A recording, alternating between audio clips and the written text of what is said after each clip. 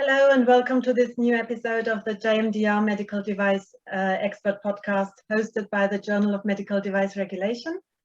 Today we are tackling the very complex subject of software as a medical device and artificial intelligence / machine learning in medical devices and their regulatory requirements.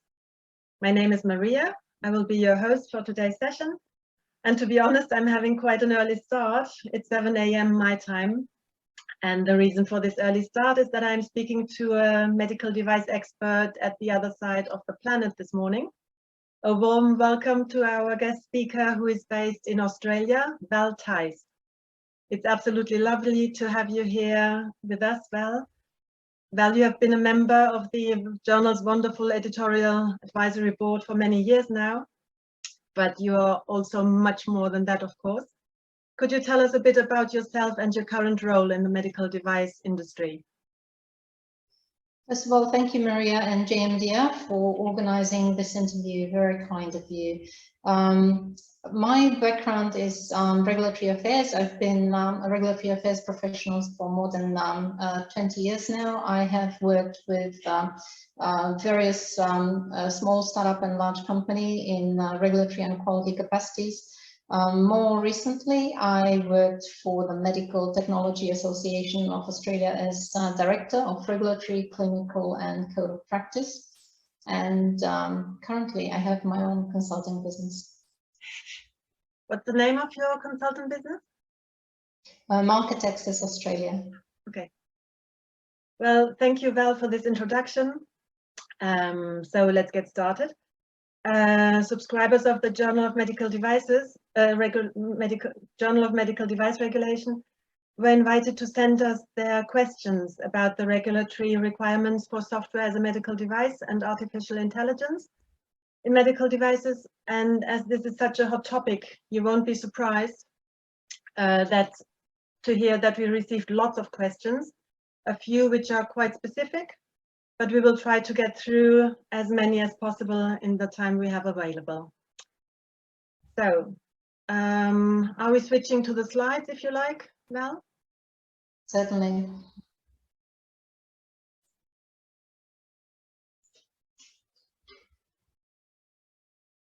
Okay, I can see the first slide perfectly.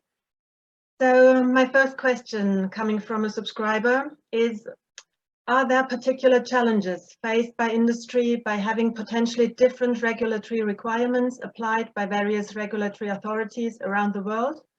What are those challenges and how are they being addressed? Most of the challenges come from the fact that, that there are differences in regulatory frameworks, for instance, the EU versus the US, but also there are differences within similar or between similar regulatory regimes such as Australian and European Union.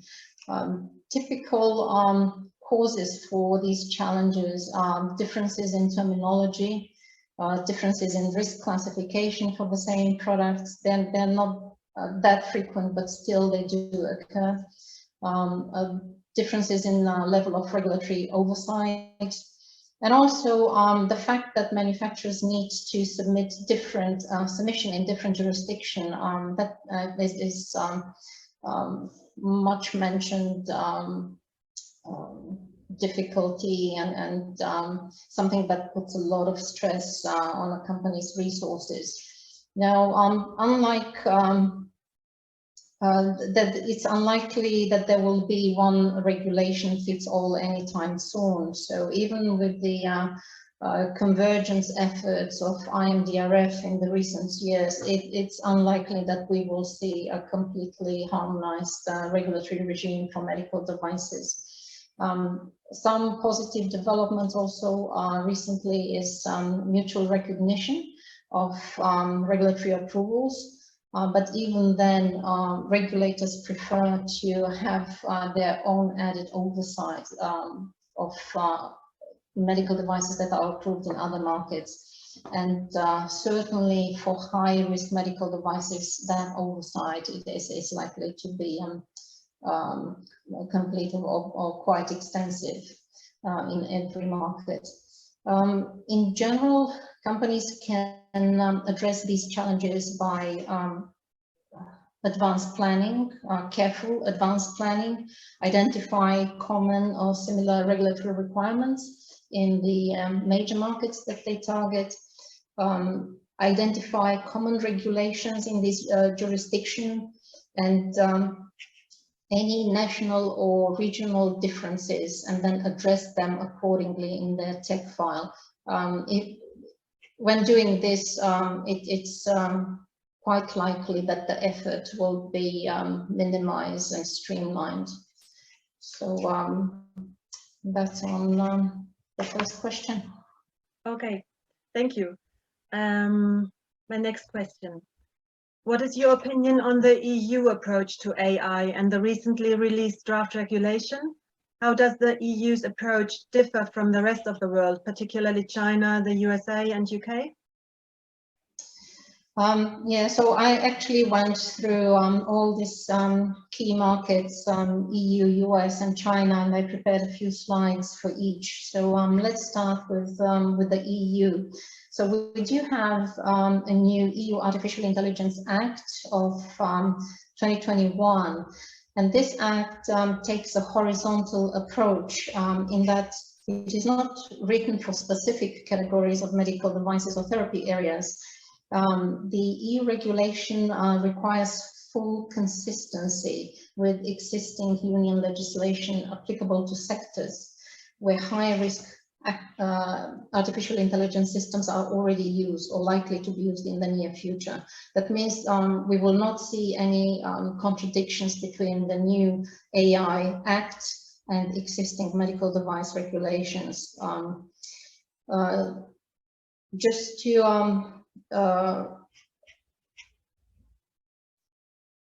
to quote a few requirements that are listed in the slides. AI system will be checked as part of the existing conformity assessment procedures under EU MDR and IVDR. So these additional requirements for AI will cover risk management system, technical documentation, data governance, cybersecurity, human oversight, and quality management system. The AI Act says that medical devices and IVDs that require the involvement of a notified body are considered high risk under the AI Act. And that's significant because that means that all medical devices and IVDs other than class 1 are considered high risk under the EU AI Act. So I think we can move to the next question. Oh, did you want to elaborate on the US also? Oh, yes, of course. The US FDA has identified 2 areas of growth in the use of AI. Artificial intelligence that is used in radiology imaging aims to automate and streamline tasks to improve efficiency, accuracy, and consistency. And these are covered by specific regulations in Part 892. So these regulation numbers you see under the first bullet point on the slide. And also there are dedicated product codes for these computer-assisted detection or CAD devices. Another area of growth is ultrasound imaging. So AI in ultrasound imaging provides prescriptive guidance for the operator to acquire optimal images. Because the image quality of ultrasound can be greatly influenced by how the operator uses a handheld probe. So this is the area of development in this space. So far, FDA has published 2 guidance documents specific to CAD devices. 2012 guidance on CAD devices applied to radiology images and radiology device data, and a 2020 guidance for clinical performance assessment. The key differences between EU regulatory approach and US FDA approach. I tried to provide a summary overview in the table below. The one that stands out the most, in my opinion, is the fact that the EU regulations, they have an horizontal way of approaching regulatory framework. They are horizontal in nature. That means the MDR and IVDR define general safety and performance requirements, or GSPRs, that cover all therapy areas and categories of medical products, whereas the FDA has specific regulations for specific category of devices. Also, the EU uses a set of risk classification rules to determine the risk class of the device, and these are generic rules, whereas the FDA assigns a risk class to devices that fall under specific regulations according to their intended purpose and intended use. So when you look at a specific regulation and the regulation number, it also specifies the risk class for that category of products. Another key difference between EU and US regulations would be the approach for demonstrating compliance. For the EU regulations, the manufacturer must demonstrate compliance with the applicable GSPRs. And in addition, for AI products, compliance with the provisions of the AI Act mentioned earlier. So this represents a compliance to state-of-the-art standards approach. Whereas for US, that's quite different. The manufacturer must demonstrate substantial equivalence with an FDA-cleared device, which represents a Me Too device approach, that is comparing to a device that is already marketed. Moving on to China, before we move to China, I just wanted to share the different categories of CAT devices that FDA has identified. So these are for detection, for diagnosis, for detection and diagnosis, for triage, and for acquisition and optimization. So these are the type of CAT devices covered by those different FDA regulations mentioned earlier.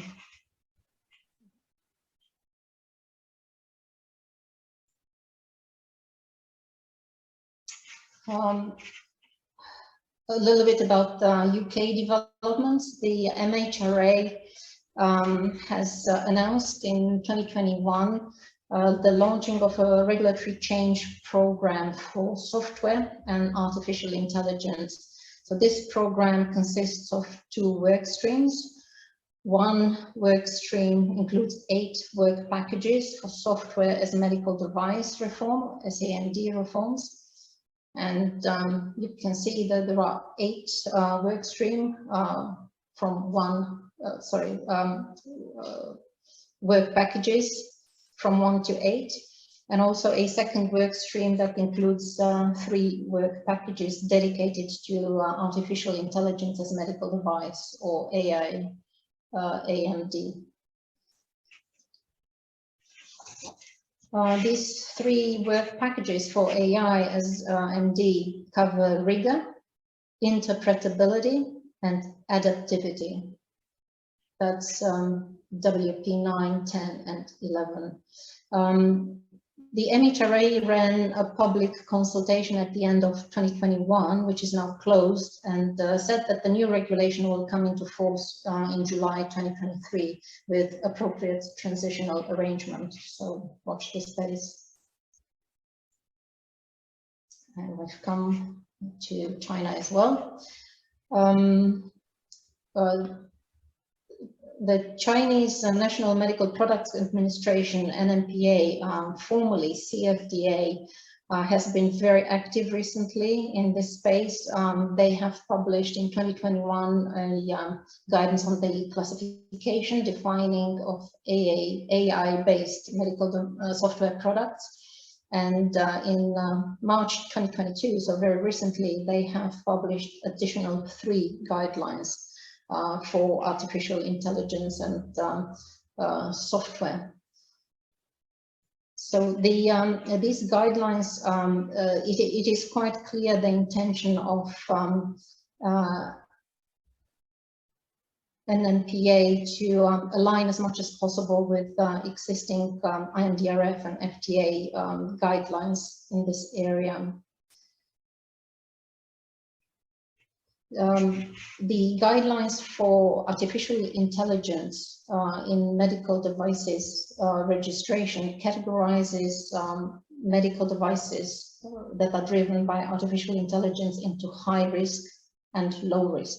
Key differences being then high risk are those assisting decision making, whereas low risk are those that do not assist in decision making. And you can see some examples for each on the slide. Mm-hmm. The NMPA says in its guidance documents that it will focus on the following aspects in their review and registration of artificial intelligence aided software: requirements analysis, data collection, algorithm design, and verification and validation. The NMPA reviewers are expected to typically look at the software intended use scenarios and core functions, and how requirements for safety and effectiveness are met. In relation to algorithm design aspects that they are expected to check are algorithm selection, training, and performance assessment, and cybersecurity. The requirements for change control include software version naming rules for software updates, with major software updates requiring application for modification registration. So manufacturer will have to plan very carefully the modification to their software, and also make sure that they identify the different software version, and they must have rules for how they name those different software updates. And of course, major updates will require submission for application prior to implementation. The NMPA also says that clinical evaluation must include information on collecting, pre-processing, and labeling or annotating data and building data sets, which is not very different from what FDA is saying anyway. The data used by the software for trial runs must be sourced from legitimate third-party databases to ensure the data is accurate, standardized, and diverse. So that covers China. So next question. Yes, thank you for this international perspective on the matter. Our next question is, how do you see regulators keeping up with the fast-moving pace of the development and implementation of these types of technologies? Are the technologies changing faster than the regulatory framework? If so, please explain, and how are industry and regulators dealing with that reality? It's no secret among medical device manufacturers that in general regulations are always trailing behind technological advances, and this is a known challenge. The US FDA tends to be at the forefront of defining regulatory frameworks for breakthrough technologies, simply because they have significantly more scientific, technical, clinical, and legal resources than other regulators.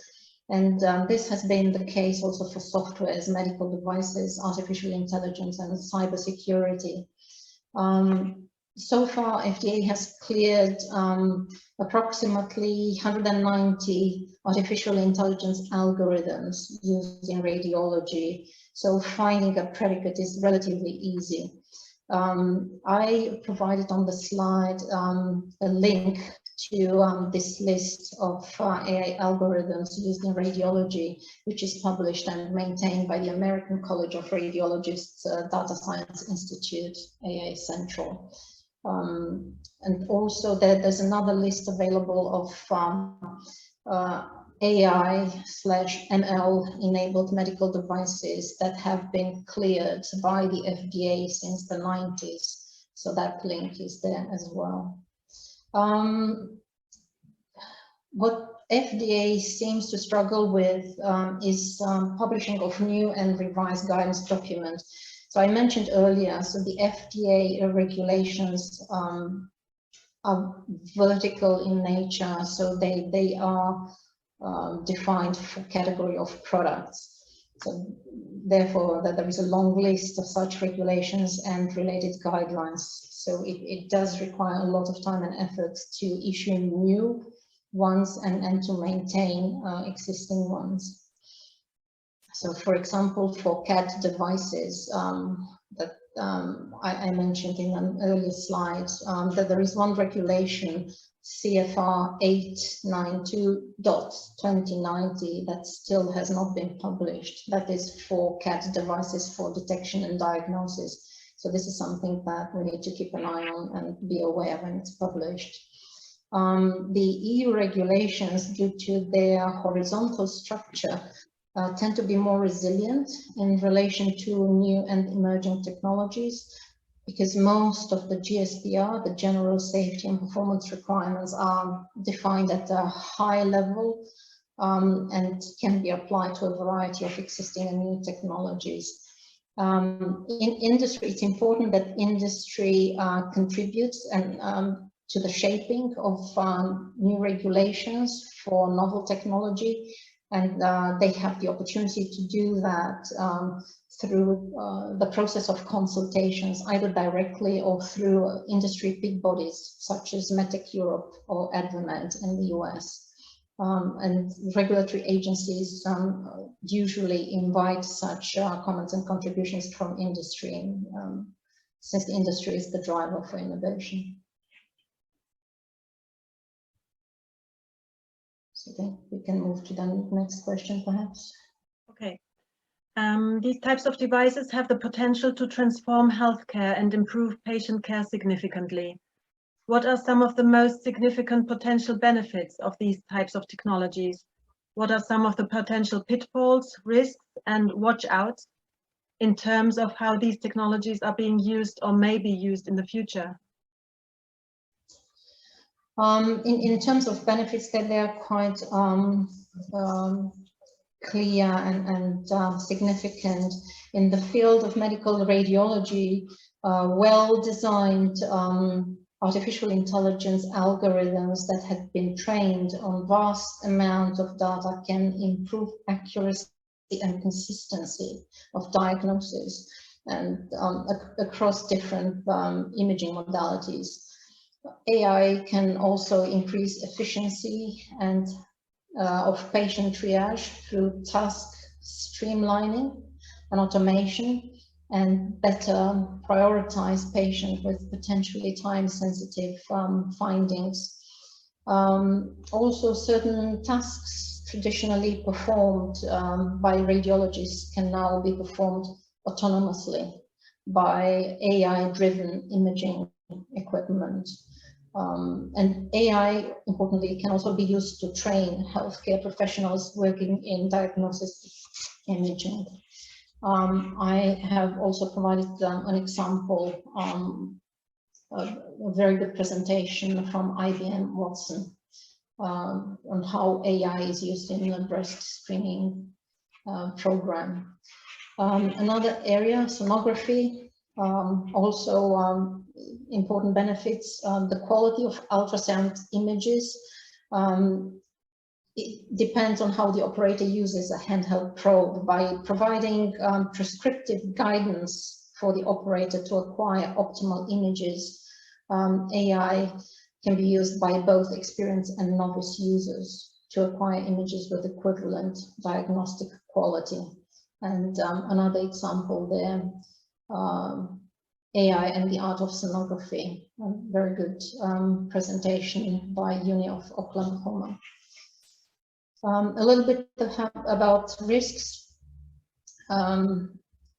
bypassing human clinical review and delegating decision-making and patient management through independent action by medical devices can increase the risk. Therefore, developers of products using AI algorithms need to demonstrate, based on objective evidence, the safety and performance of their devices. And linked to that, a very good presentation by the FDA on tailoring regulatory framework to encourage responsible innovation in AI/ML. So all these presentations, they are from a 2020 workshop organized by the FDA on artificial intelligence. So there's some excellent contribution to that workshop. And these are just some of the presentations.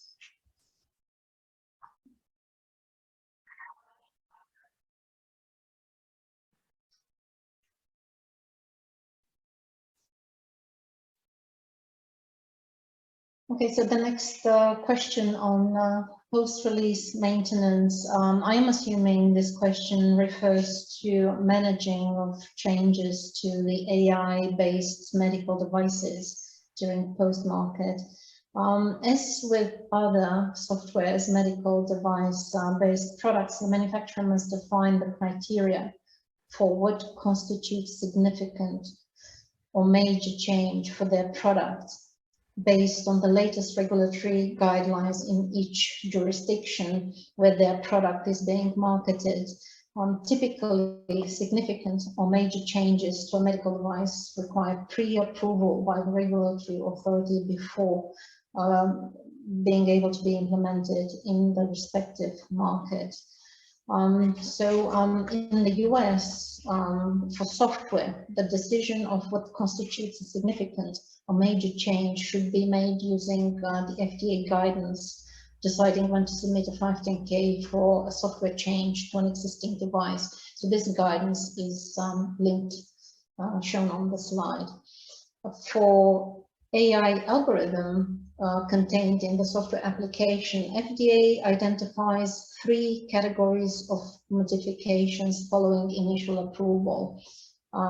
These are modifications to the intended use, to the clinical and analytical performance, and to inputs used by the algorithm and their clinical association to the software as medical device output. So these type of changes and the guidance around managing them, they are described in a very good FDA document. It's called Executive Summary for the Patient Engagement Advisory Committee Meetings. It's a 2020 document, so I would strongly encourage companies involved in AI medical devices to read carefully through that.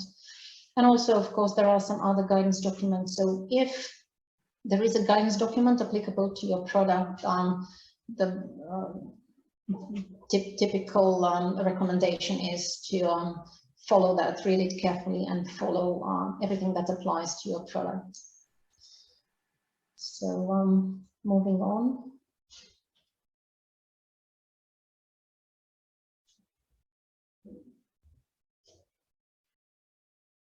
What are your views on continuous learning systems and how these systems should be addressed by regulatory frameworks?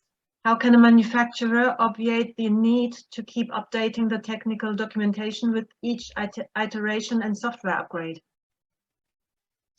Yeah, so I'll just start with a bit of background. Locked algorithms are those that provide the same result each time the same input is provided, whereas adaptive AI/ML-based software application learn continuously. And the adaptation or change to the algorithm is realized after the software product is distributed for use and has learned from real-world experience. Following distribution, these type of continuously learning and adaptive AI/ML algorithms may provide a different output. than what it would have provided in its initial cleared form. Now, traditional medical device regulations were not designed for adaptive AI/ML technologies, which require a regulatory approach that facilitates a rapid cycle of product changes to allow continual product improvement while providing effective safeguards. So this is the reason why FDA is working on a new paradigm to manage changes for adaptive AI/ML based products. So the benefits, the opportunities related to adaptive AI/ML significant. They have vast capabilities to aid in clinical decision making by detecting complex patterns that are not easily discernible by humans. However, these algorithms may have limited ability to take contextual information into account, which is normally referred to as clinician judgment for appropriate interpretation of the information. So any benefits of autonomous AI/ML will have to be weighed against the risk associated with their use.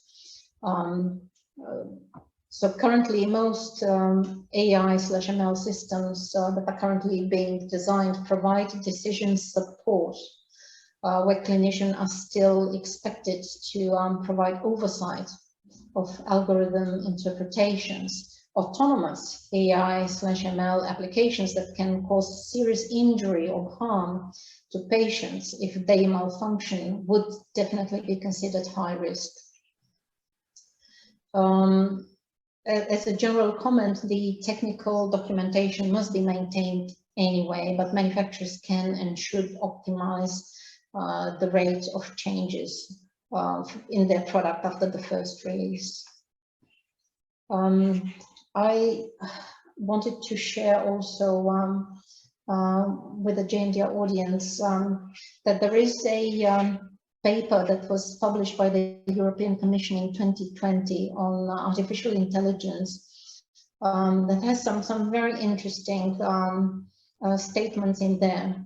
For instance, it mentions that as with any new technology, the use of AI brings both opportunities and risks. And citizens worry that AI can have unintended effects or even be used for malicious purposes. The lack of trust is a main factor holding back a broader uptake of AI.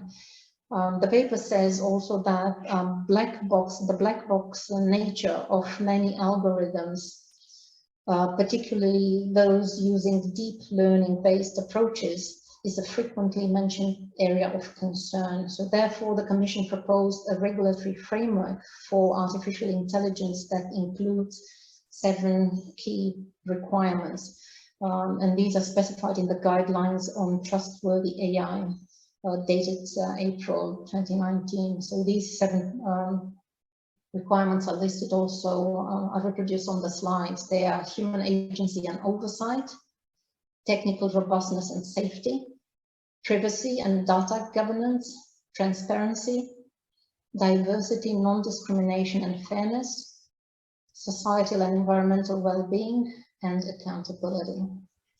And again, as with other medical devices, software-based products should have the required technical documentation, including documentation on changes made after first distribution.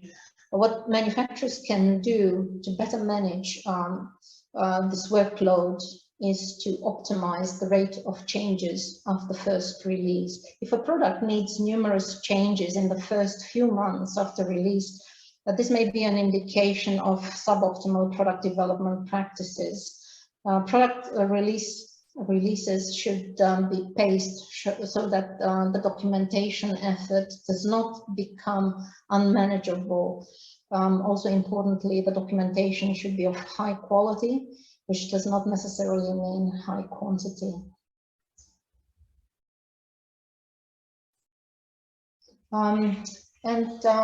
This is a really good graphic, a good representation of AI and associated methods. It is taken from a 2020 FDA paper, and the link is provided below.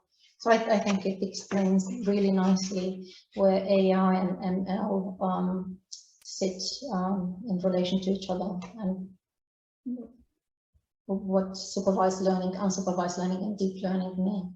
So I thought that was maybe useful to share.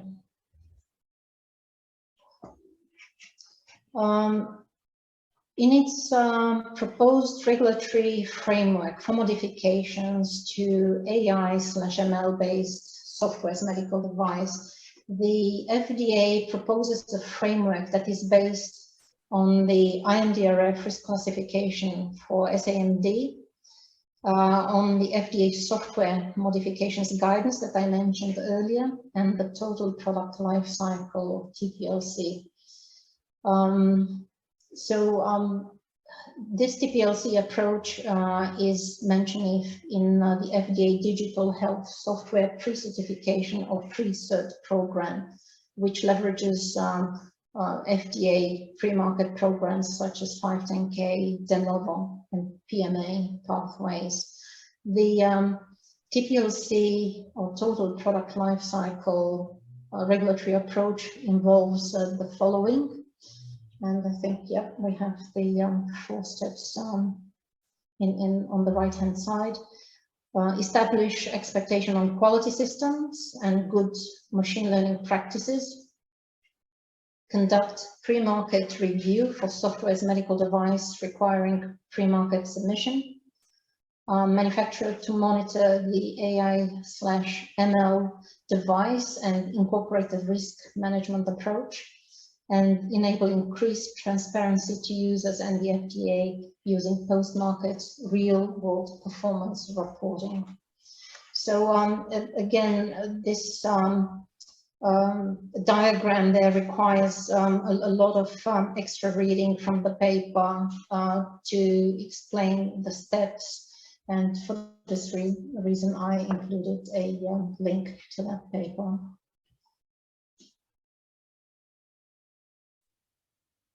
Yeah, so this is slide 15. Okay, so this is a diagram taken from the same proposed regulatory framework for modifications to AI/ML-based software as medical device.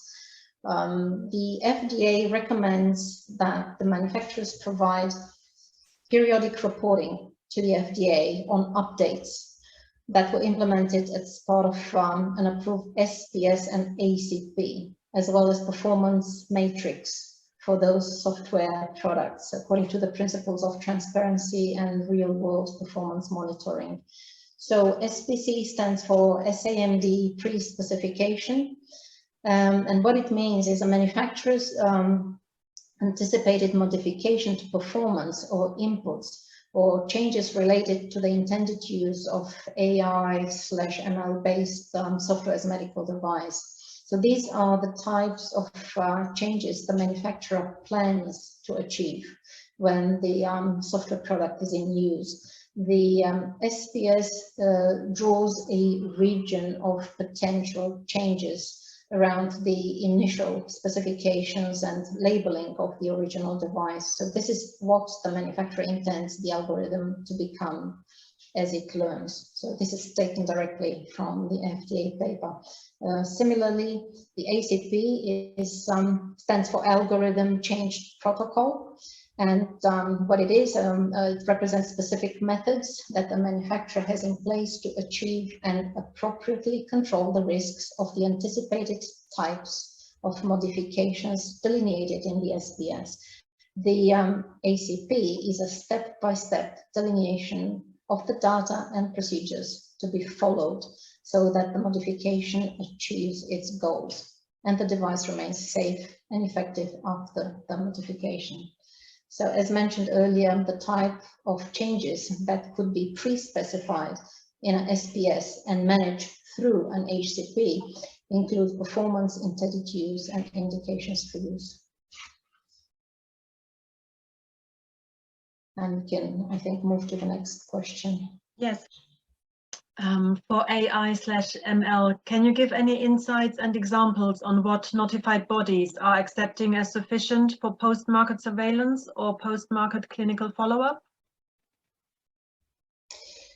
Yeah, so to my knowledge, that there isn't a lot of direct experience with AI/ML based medical devices that are approved under the new EU MDR. However, the requirements are quite clear in the regulations and detailed in various articles. So it is very probable that notified bodies will not deviate from any of those requirements. Just as an overview, Article 83 covers post-market surveillance system of the manufacturer, and Section 3 of Article 83 lists all the required activities. Article 84 covers PMS plan, Article 85 PMS report, and Article 86 covers periodic safety update reports of PSURs. The PMCF, post-market clinical follow-up, is covered in Annex 14 Part B, and it outlines the requirements for PMCF. The PMCF is basically intended to collect safety and performance data throughout the lifetime of the medical device to generate real-world evidence for the product.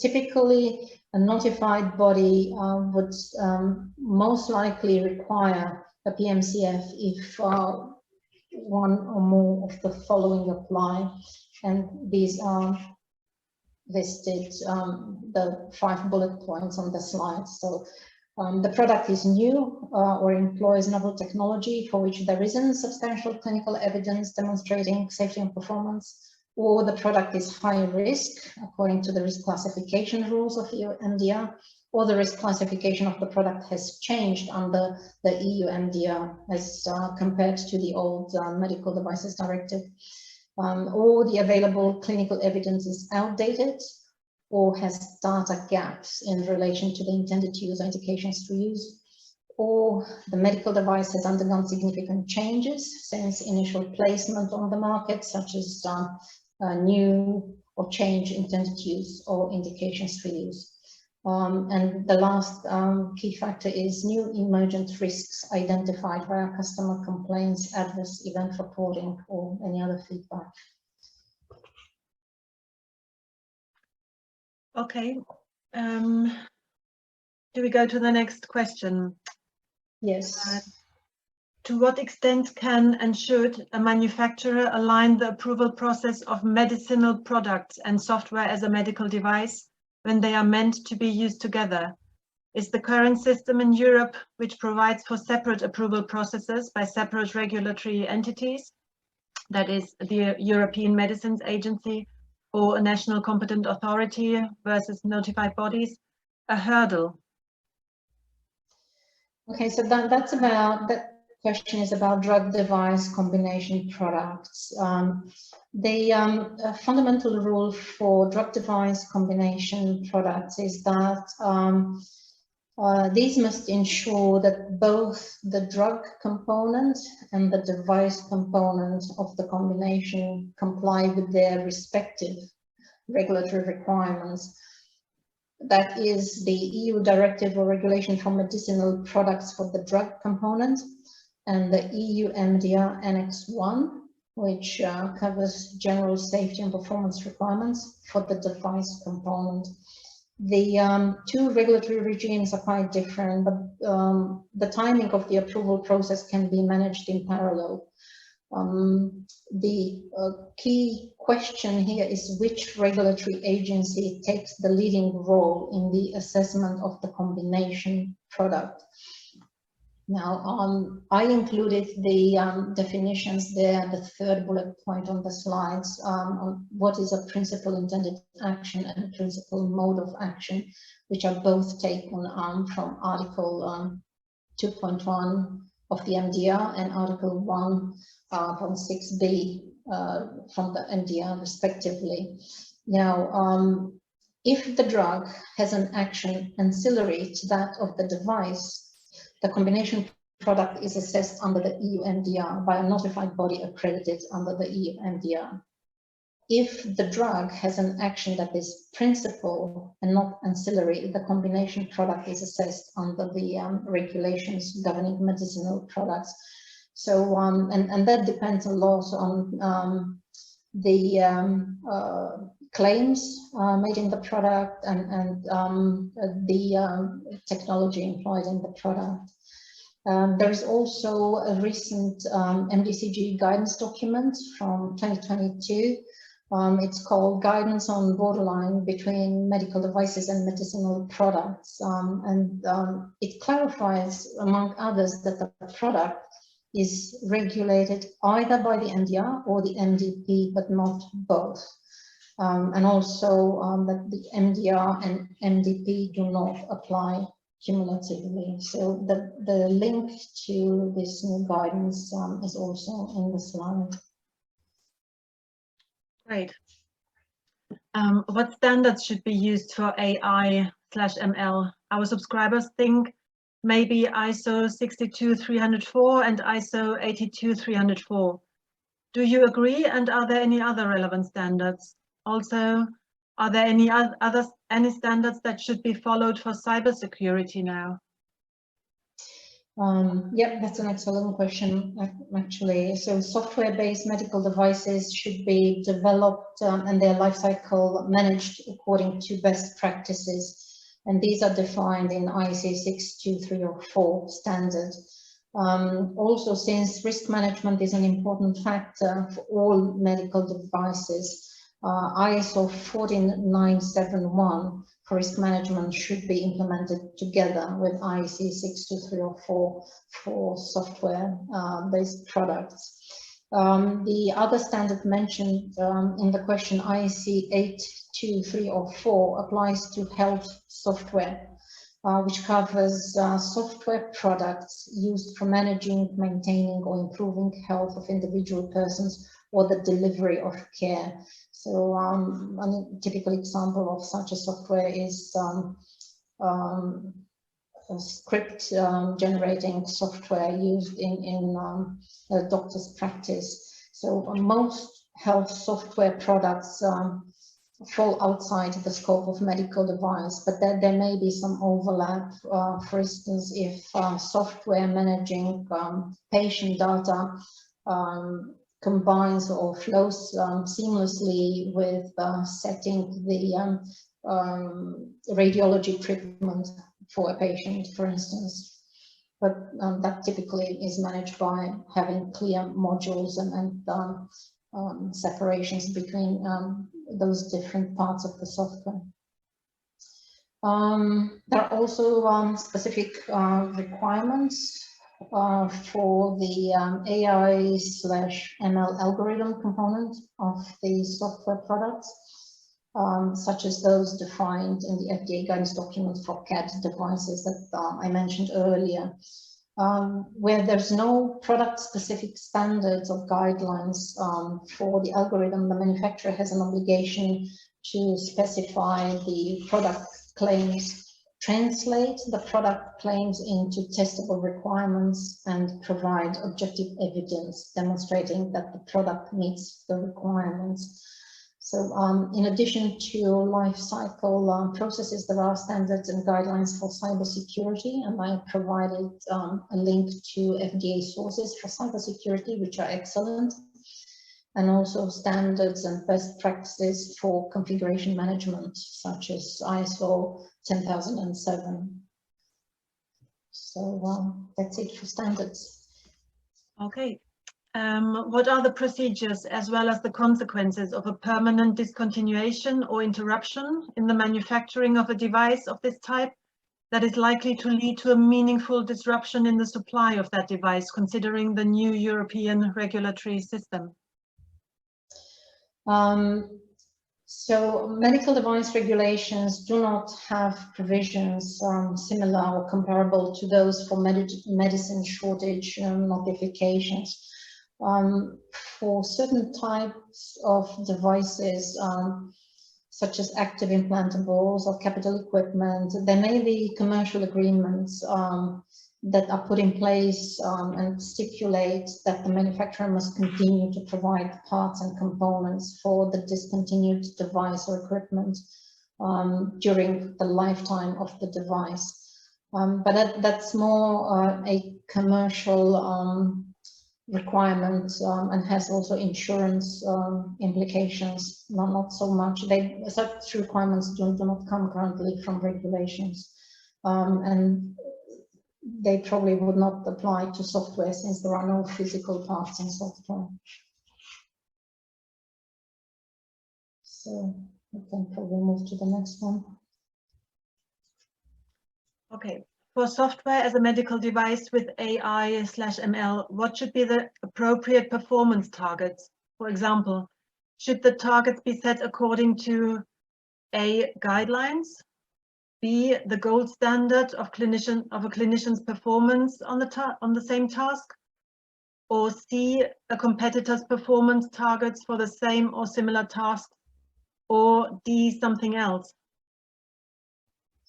So it's probably a combination of B and C, to be honest. The performance of an AI/ML algorithm should be first and foremost commercially viable. So Me Too products should be at least as good as the competition. On the other hand, novel devices for which no similar products exist, these would require evidence to support the product claims. Where guidelines exist, such as the FDA guidelines mentioned earlier for CAD devices, these do not stipulate hard pass-fail criteria or a gold standard for AI/ML performance. And with a high number of currently cleared FDA devices, there are over 300 AI/ML enabled medical devices cleared by the FDA and over 190 AI algorithms related to radiology. So it shouldn't be difficult to identify the predicate device and demonstrate substantial equivalence. But to answer in a simplified manner the question, there are currently no regulatory guidelines or standards that set hard pass-fail criteria for performance. Okay, thank you. For AI/ML, a clear description of methodology for development should be available. Do you consider this as a procedure in the QMS, or are requirements, a validation plan and documentation sufficient? But my recommendation would be to have standard operation procedures in place for software lifecycle processes in general, as for SAMDs that are in line with IEC 62304 standard. However, product-specific performance requirements for AI/ML products should be defined by the manufacturer. That there are no pass-fail criteria defined in standards or guidelines, and as mentioned earlier.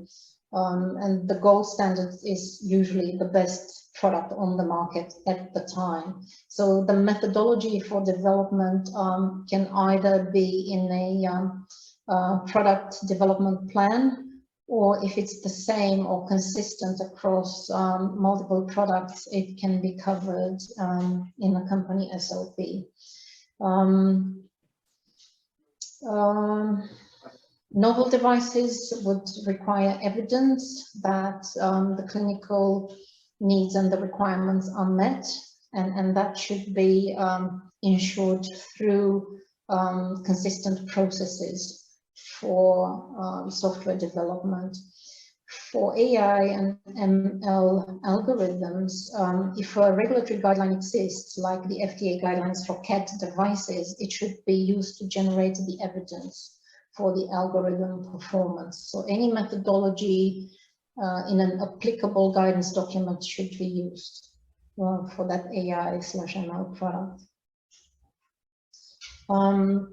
The FDA still is and is likely to remain at the forefront of developing the regulatory framework for AI ML.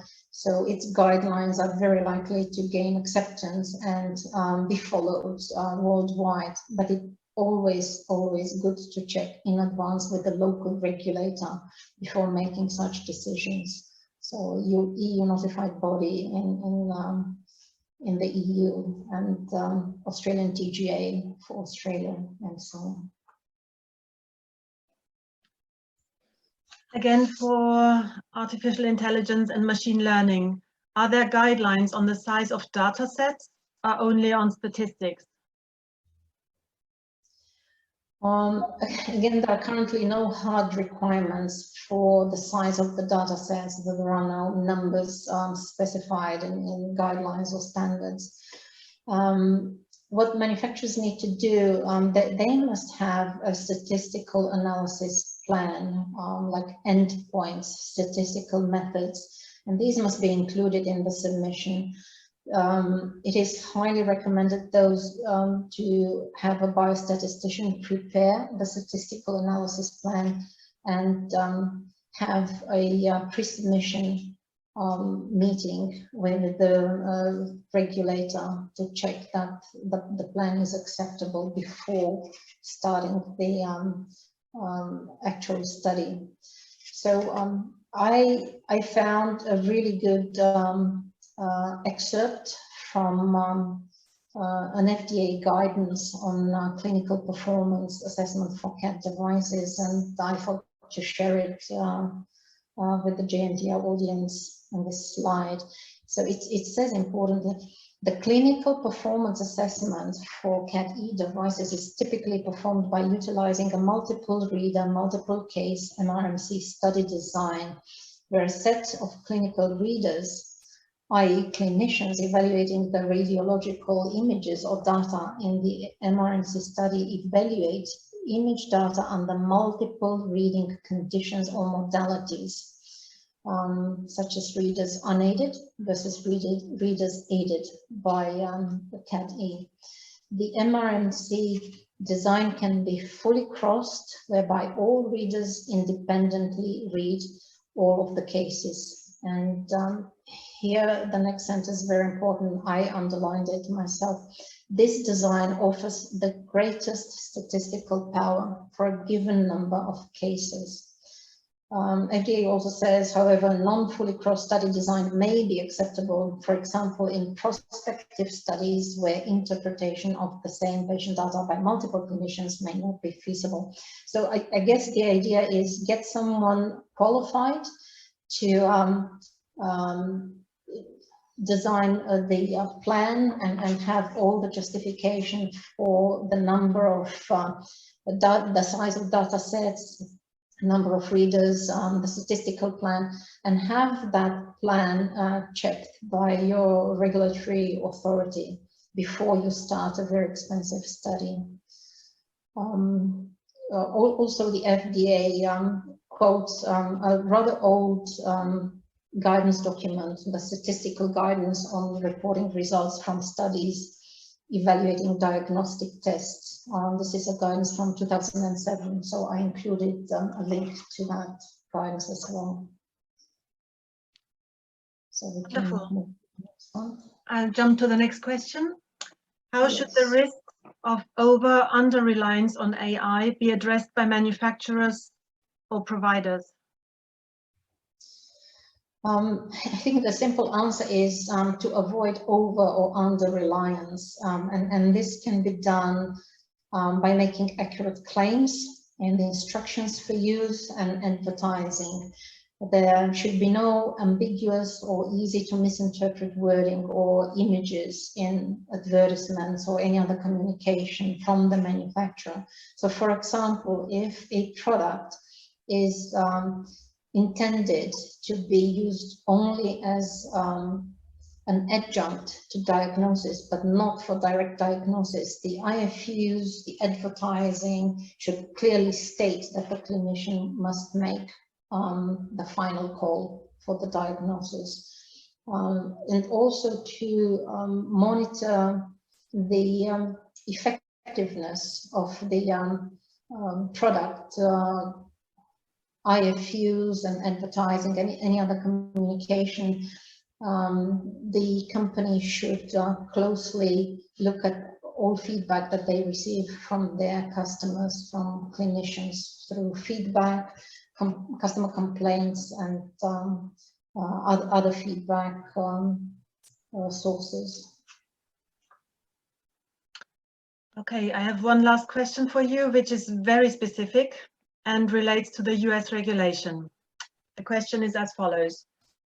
We have a locked algorithm using automatic iterative mathematical processes which supports diagnosis on ultrasound units and which has been developed and tested on a sufficient and specific patient database. This algorithm can be executed in all typical clinical applications of echographers, from cardiovascular to obstetrics, gynecology, but does not directly provide a final diagnosis and only performs calculations useful for the image interpretation. The question is, would it be sufficient to include complete clinical evaluation / validation in a 510K submission to obtain FDA clearance?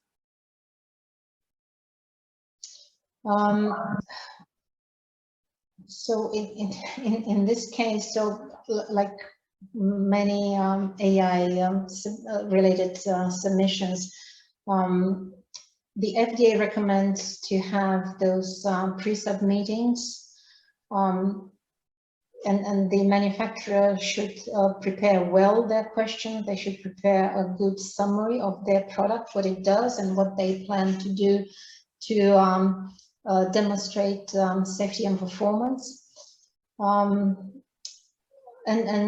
By preparing those drafts for the agency to review, that is protocols and you know, statistical plans, so anything that they can provide to the agency, that's highly recommendable ahead of a submission. So usually studies using AI products, they can take a lot of time and they can be very expensive if they require a lot of clinicians to be involved as readers and labelers. So having these pre-sub meetings with the FDA is highly recommendable to avoid mistakes down the track and having to redo things which can be very expensive and result in significant delays. So, you know, the advice would be read all appropriate and applicable guidance documents that FDA has at the time. Prepare for a pre-sub and ask all the pertinent questions to prepare. To what extent is a description of the nature of the algorithm required? So generally, if there is a product-specific FDA guidance, the manufacturer should just follow that guidance and provide the information and the documentation deliverables required by FDA in that guidance. If there is no product specific guidance, the manufacturer can use existing or similar guidance documents for related products or for similar products that use AI/ML algorithms. For example, if you take the FDA guidelines for CAD devices, so there are those two guidelines mentioned earlier, and see if anything can be applicable for your product, then use that and provide a set of questions to the FDA and just ask in a pre-sub whether that's sufficient for your product. And if not, the FDA will definitely let you know during the pre-sub. So just to give you the example, in the FDA guidance for CAD devices, It says that the manufacturer must provide a description of the types and nature of the abnormalities marked or not marked by the device, and the scoring criteria used to determine the nature of the detection.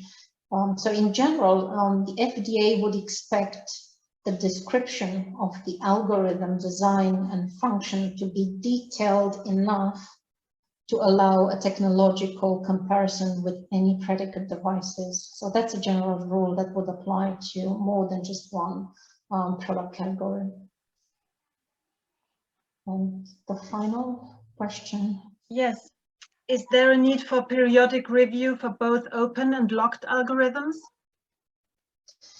So the current FDA guidance documents for CAD devices do not mention periodic review of algorithms.